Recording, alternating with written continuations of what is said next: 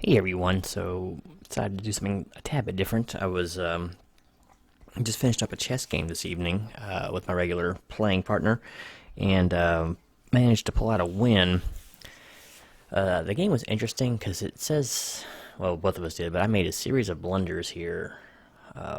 Some things I don't agree with, but yeah, making as many blunders as I did and still winning was not to be expected. So I'll try to run through what I was thinking on some of my moves here.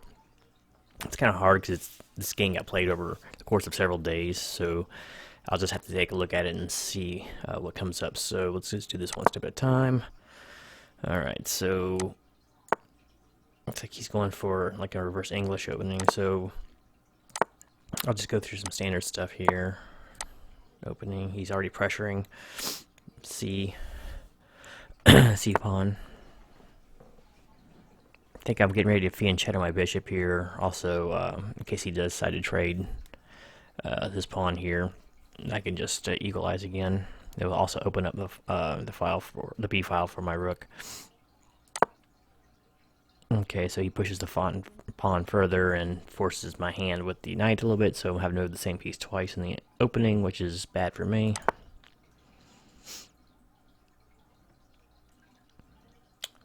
Putting some pressure now on his backward C pawn. He doesn't have any defense of it right now. That's easily remedied. I'm guessing he's going to be going with where did there it went. Sorry, my focus went out. I'm guessing he's going to move his knight. Oh no, he didn't.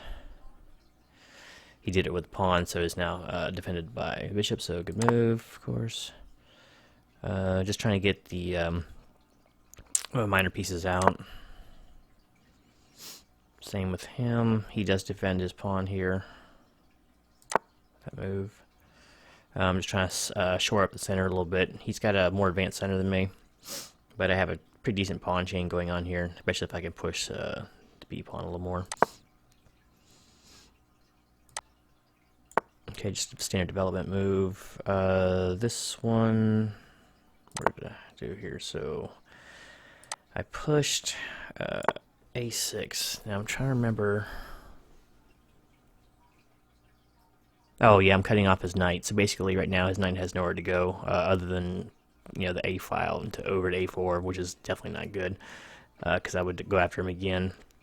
With the bishop, just be putting pressure on all the time. It's just you never want to try to put the mines over there right now, but you usually don't want to put your knights in the rim. On the knights in the rim are dim, they say. So you try to keep them off the A and the H file if possible. It just limits the amount of squares they can defend. So yeah, what did it say anyway? A6. Okay, so basically it was the best move, but mostly just by cutting off this knight. So he's pretty much a useless piece right now. He's got nothing going on. He's defending one square, really, that has any relevance. Okay, so he castles.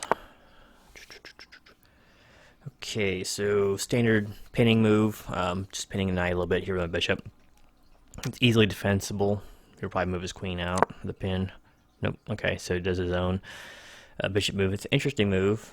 Now his knight's still frozen.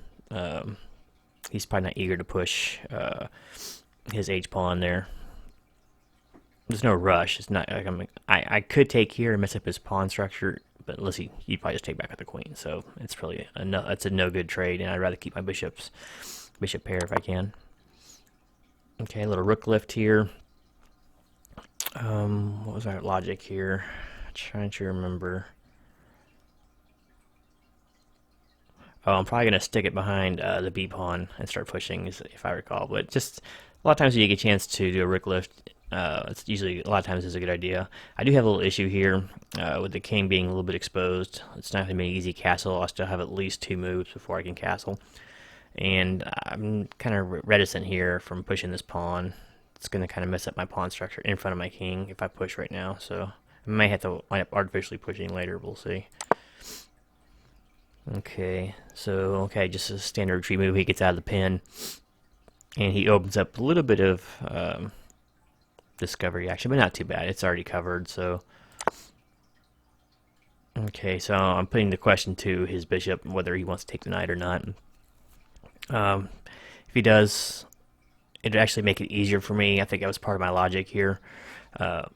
Because while it will mess up my pawn structure a little bit, it'll make it easier for me to castle without having to give him advancement on this pawn. So I'd probably move my bishop over to e7. Okay, so he's doing some more maneuvering here. Okay, yeah, I felt the need to start pushing. He's starting to amass quite a few pieces over on this side of the board, which is going to be the kingside castle side. So I figured it was time. I need to get castled quick. So made that probably pretty questionable push. This one is it's telling me to push to g5 here. It would kind of. There's a couple reasons I don't think I did this. For one, I think he would just sack a piece here. I think he would just sack his knight and or bishop and just take both my pawns here basically. And I have a king sitting out here basically in the open. I don't like that too much. This is bad in its own way. This pawn is protected by the queen. But we'll see what he does here. Basically, I just need to get castled. Okay, that's kind of a slower move. Right here, I mean, it's usually good practice to put the rook on the same file as the king or the queen. So it means there's nothing wrong with it. You know, it says it's inaccuracy. You can read all the little suggestions over here. So it's having him want to push e5. Yeah, that would break open pretty good. He's got this square covered twice right now. And so I would have to either further harm my pawn structure, and he can start pushing to d6 and all, and really create some nastiness because he's got a queen behind this pawn. And so I'd have to try to move my knight again, which I would probably try to remaneuver it over to h5 to go after his pretty strong dark square knight. So let's see. Okay, so I pushed my own pawn here. I'm surprised he didn't take before. He probably should have. It's also saying you could take over here. I don't like it. Right now, this knight's kind of constricting his bishop. So, but I like this pawn push a lot. Puts pressure on his bishop. He's going to have to maneuver that thing somewhere else. It solidifies my pawn structure in the center. Even though he's more advanced than me, this will kind of lock him down a little bit. Like it takes away some squares for the knight over here. And basically, the d4 square is mine. So let's see. Okay, good remaneuver. Just develop it now. I can finally castle. This also gets the. It'll open up the bishop here eventually. Okay, now he's putting the pressure on. I'm gonna guess I went to h5, but let's take a look. Nope. Okay, I went all the way back. So I got kind of a little, I always call this like the king's throne. He's got the two praetorians in front of him, but it's fine. This actually covers quite a bit of board space here on the light squares. And if these pawns are removed, I'll have good coverage on the dark squares, but right now this one's definitely the weaker of the two. Let's see. Okay, good development move. You gotta be careful when you line bishops like this sometimes, but he's got the queen behind it, but a lot of times that can open you up to basically a fork, a pseudo fork on the file. Let's see. Now, why did I push g5?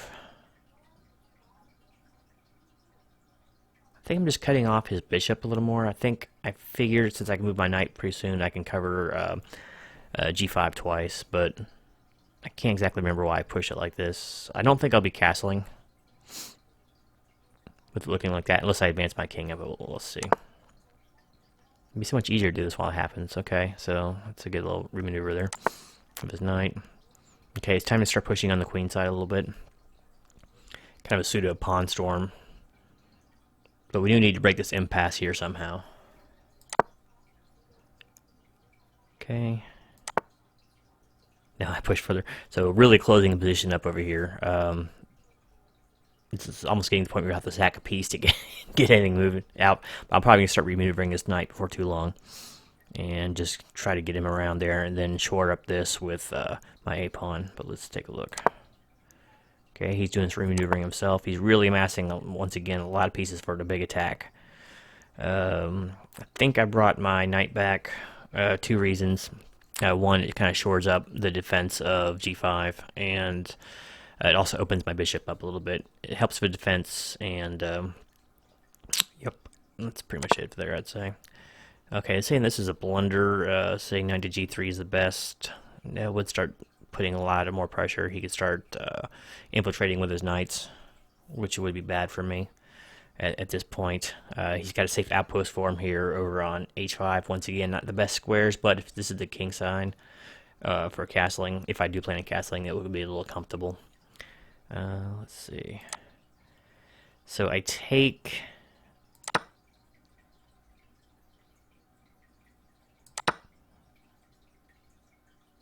Okay, this messes up my pawn structure a little bit. In fact, it's wanting me to do the g-pawn, but I don't like to leave this file open on king, especially when he's uncastled. So almost for surely I'm probably not going to castle there, but we'll see. But yeah, I don't know. I like that better. I know he can push e4 at this point to e5, but I don't know. I'm sure the computer knows a lot better than I do, but I like this better. I know you're supposed to capture toward the center a little more too, but I do not like the idea of opening this file up, especially when there's a queen that could be so easily unleashed right here. One rook lift, and you know, I got a lot of pressure coming down on the g file. So okay, so he's going to sack a piece here. It's not really a huge sack because he can make up for it with the bishop taking pawn here. Yeah. So while he's down a little bit of material here, he's got a lot of active pieces. Once he gets e5 pushed, he's going to really have a lot of attacking possibilities here. And I'm in kind of a defensive position. I have an uncastled king. I got a weakness on the g file over here. I got a knight that's pretty much out of the game right now. I got a piece, and all of his pieces, other than his rook over here on a1, are kind of doing some work. Like I said, when e5 gets pushed, that's going to be a bad day for me. Let's see. Okay, I'm kind of trying to shore up. I'm trying to... This is almost a fake out, but this puts a little bit of pressure on his king, because there is a pin here. So, bishop d takes on h3 will basically be a free pawn. It pins his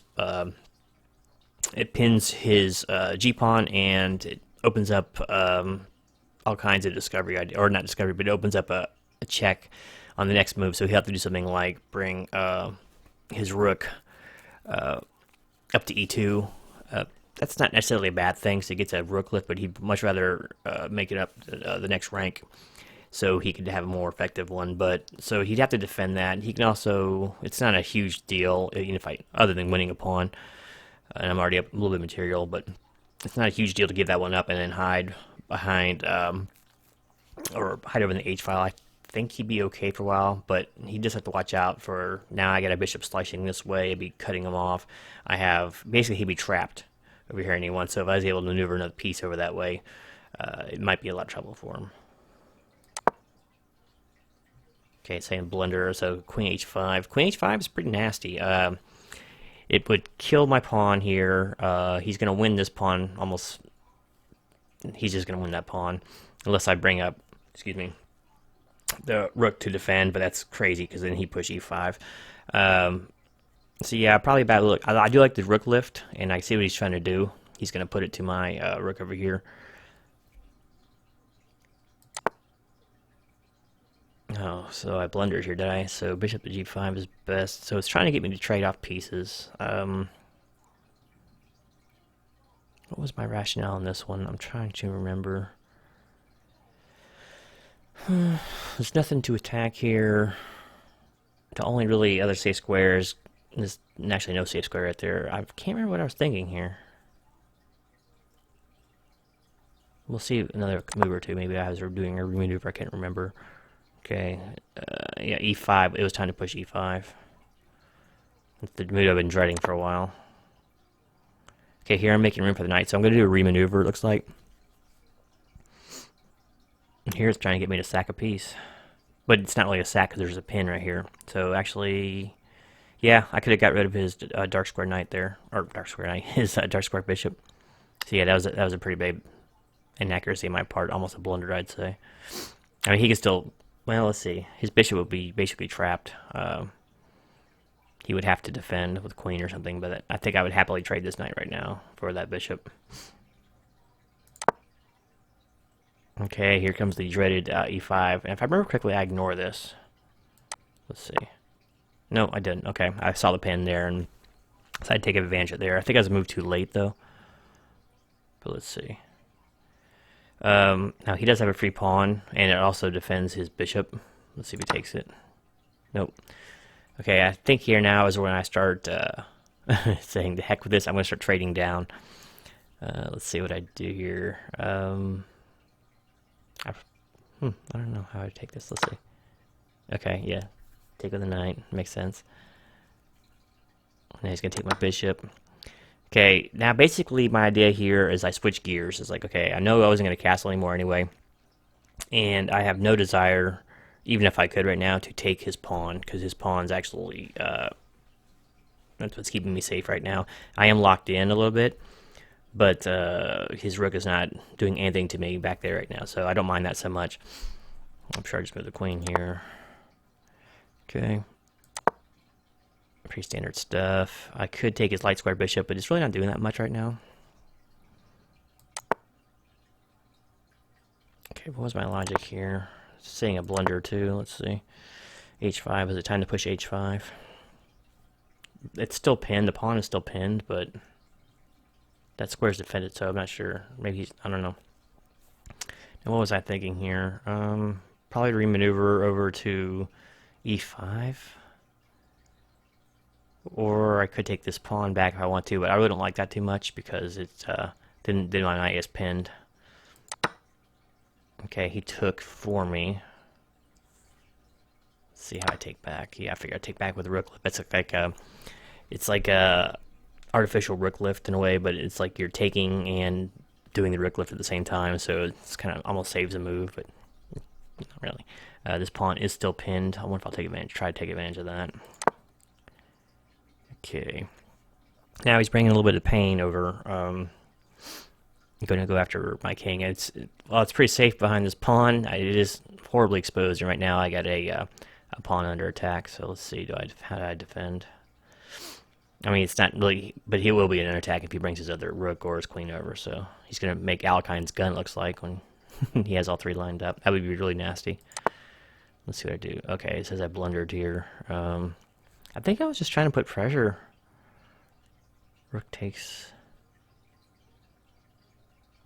Okay, so it's wanting me to take this pawn. See, I don't want to take this pawn right now, though. I think it's my safest bet. I don't have to worry about getting my pieces pinned. I'm not worried about material right now. I'm up material. So I think here I'm just trying to get trade down a little bit and take some of this pressure off. And he acquiesces. Okay. This also leads me to back rank checks and other little nastiness like that.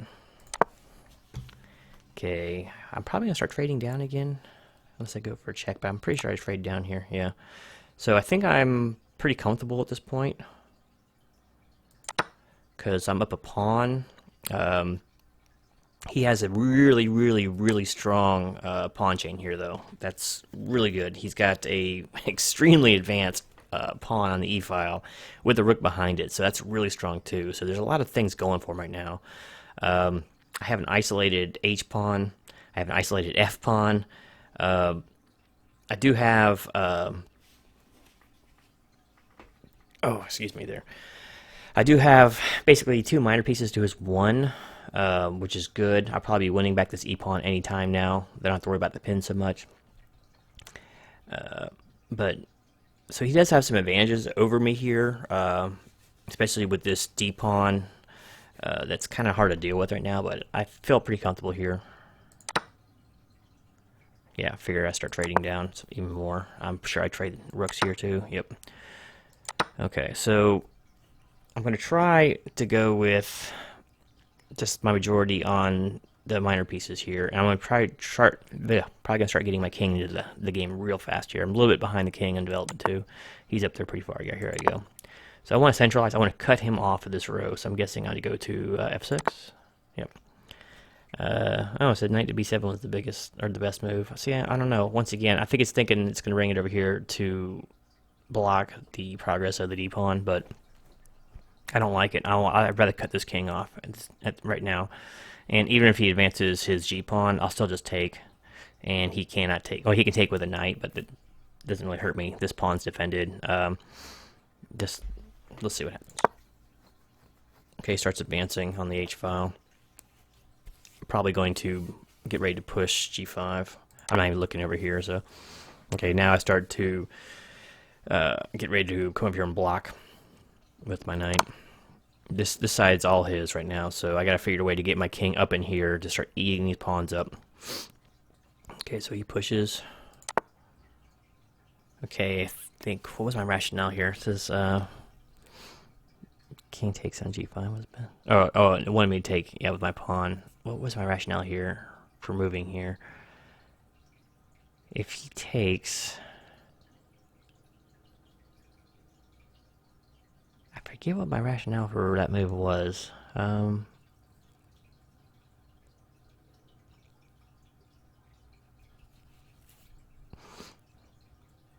See, if he takes my h-pawn, I retake with the king. But if he just moves king over to g4, that cuts me off from getting to his h-pawn. So, what was I thinking here? I can't remember what I was thinking. But I did it, so let's see. That probably was a huge blunder. Okay, now it's allowing his king to infiltrate into behind my line. So if he gets back in here, I'm toast. So let's see what I do here. Okay, I push. Whoa, whoa, whoa, whoa, whoa, whoa. Sorry. I know you're probably ready for me to go faster, so I pushed. Okay, I know the reason I did this. I wanted to cut off the king from the g-square over here, and I'm going to try to keep him out. See, he can't really infiltrate any further because the knight's covering d6. He's cut off here by the bishop, and my king is guarding f6, so he can't really bring his king any further in, and I want to cut off every bit of like slack he can have, and I'll probably bring my bishop into or up to g4 next, I'm guessing. Put pressure on his knight, but we'll see. Yeah, so that was I'm trying to keep the king on up there. I don't want him infiltrating at all any further. Okay, so there's a blunder there. So he wanted to push d6. I think if he'd pushed d6, I would have just traded my knight there, and that will come into play later. I mean, I didn't have to. Well, I probably wouldn't trade the knight just then. I would probably just block with bishop to d7, but let's see. Okay, it's time to start breaking up what little pawn chain he has over there. So even if he takes, I'll retake with the king. He's still cut off completely from this a pawn. Eventually, I'm going to try to get my king up here. Okay. Kind of as planned, he's remaneuvering the knight. Not a lot he can do with it, though. I'm expecting a check right here. But we'll see. Okay, I'm cutting off the knight here and kind of hoping he'll just bring the knight down. And then I'll just take with my bishop. I'm not too worried about it now. He does do that. I'm sure I just take, yep. Okay, so now I'm kind of like further trading down. So the only really worry I have right now is this d-pawn. Okay, so I threw a check at him, but the check is not the point of this. Once again, he's completely cut off from infiltrating any further. It blocks his d-pawn. So now he's going to have a lot of, this is almost a Zichenswung kind of situation where, you know, he cannot really move anything. He surely can't advance his a-pawn because I'll just take and then run away. The only piece he can really move right now is his king, and that's where I want it. So he's going to try to not let me infiltrate on that side. Do I repeat here? Okay, no. So basically I'm putting the pressure now on his h4 pawn. And so he can't really even defend it because I cover basically every square. So I think he has to give up on that one now. And still, all he can do is either push d6, which I could just take with my knight then, or move his king. So we're useless. Okay, so he's going to try to back up probably his pawn, but he can't really infiltrate either because my king is here. So why did I do that? I was just saying. But anyway, yes, I take the thought. So now I'm gonna get ready to run with my pawn over there. So he's got to really cut that off. So he's getting ready to do that. Knight to f5. Yeah. So he's just making some moves randomly now with his king. Not random, but okay. So now I have defense of the H pawn, and I'm going to try to sucker him to come over here. And this guy's a chess instructor too, so I use the term sucker lightly. I'm just going to bait him over, excuse my expression, and then try to bring my king up here. Once I get up into this area here, it's pretty much good to go. I still have another free move to make too with my pawn in case I get stuck somewhere in Zetischwung. Okay, so I'm going to try to infiltrate. Now if he panics and comes over here, then I start pushing my pawn. And yeah, bad news then. So right now my pawn is defended. I think at this point I'm about to give up on this pawn and maybe even this knight. Well, that'll come later, but give up on this pawn just so I can get back here and push these pawns to victory. Let's see. Okay, there's my one free move, basically. He's blocking pawn progress. Okay, what was I thinking there? Well, let's not get too crazy about it. I think I'm trying to bait it out to get down here to where he'd be pressuring my knight. Let's see. No, he didn't. Okay, so now I think I'm just seeing if he'll let me go further. Now, at this point, I could infiltrate the king a little further, but I think he might be trying to sucker me into a stalemate. So I don't think I do it. Okay, so I'm repositioning this. I'm going to cut this pawn off at the pass. And then start working the knight. He's going to come down here to attack. I'm going to go for it now. Time for the run free. It wants me to defend, but I think I see another path to victory here. So just get close. I'm going to remaneuver my knight here in a minute because he's going to go after it hard. And I'm also going to be giving up the knight here. Not for too long, just because it'll become pretty much inevitable after a certain amount of time.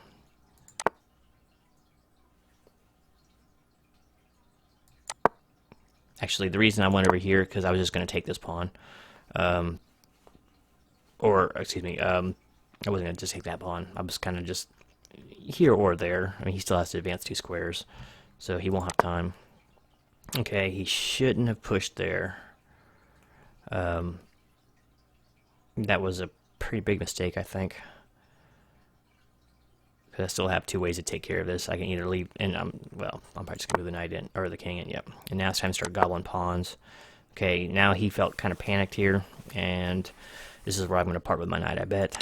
Yep. Just take it. I'm gonna get behind this pawn here, and then gobble up. All I gotta do is gobble up one more, and I'm gonna push this pawn to the promised land, and he can't really do anything about it. So now it's just a race, but I'm way ahead. Time for a queen, and I'm going to do probably just go over with a quick check so I can infiltrate. Now my next goal is to just get rid of this pawn. I'll trade a queen for it, I don't care, and then just push this queen, or push this next pawn to promotion. Doesn't like that, but this is my plan. I know it's going to say blundered or whatever, or maybe there's another miswin. My plan is to get in the queen after taking his last chance. So. And from here, it's just a matter of promotion. And now, another thing I find kind of interesting is if you're not careful, you can get stalemated in a position like this. So my first line of business is to cut off as much real estate as I can with the queen. So that's why I'll do some stuff that might look a little funny, completely cutting off the side of the board. So you want to get him cornered as fast as you can. Else he's chasing around forever. So now I'm cutting off ranks and files right here from him, and I'm going to start slowly constricting. But once again, you always got to be cognizant of stalemate in positions like this. Okay, start getting your king down in there, because you will need the king to actually checkmate. See, starts getting dangerous, so you really got to think around this area. I mean, it's easy for people who know how to play chess really well, but I got to stop and think all the time, because I am no pro, Okay, so now you got to keep pushing. Now he's completely cut off. from escape. So he's going to have basically 2 squares he can go to. And this is where people can screw up real fast.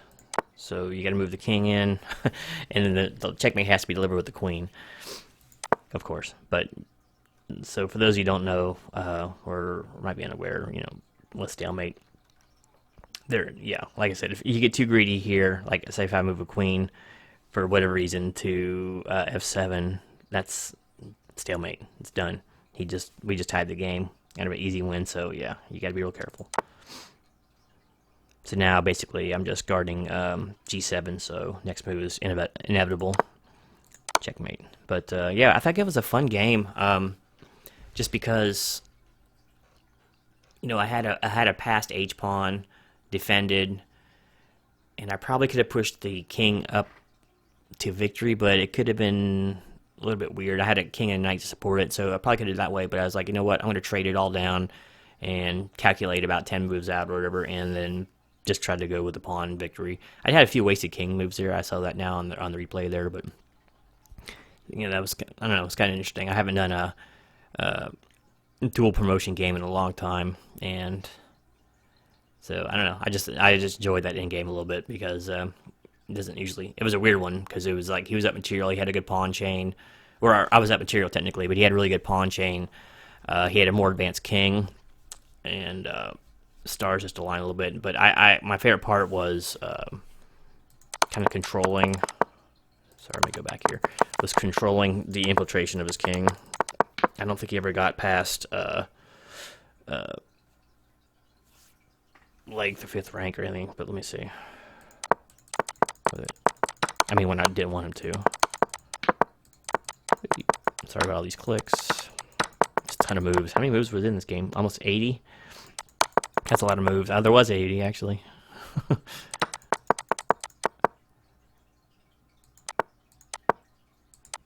Yeah, this is my favorite part of the game, right? Like in this area here, because the king was so cut off. I like that kind of thing, strategizing, I guess. But yeah, so that was the game. Hopefully that wasn't too boring. I can believe that lasted 30 minutes, but oh well, what are you gonna do, right?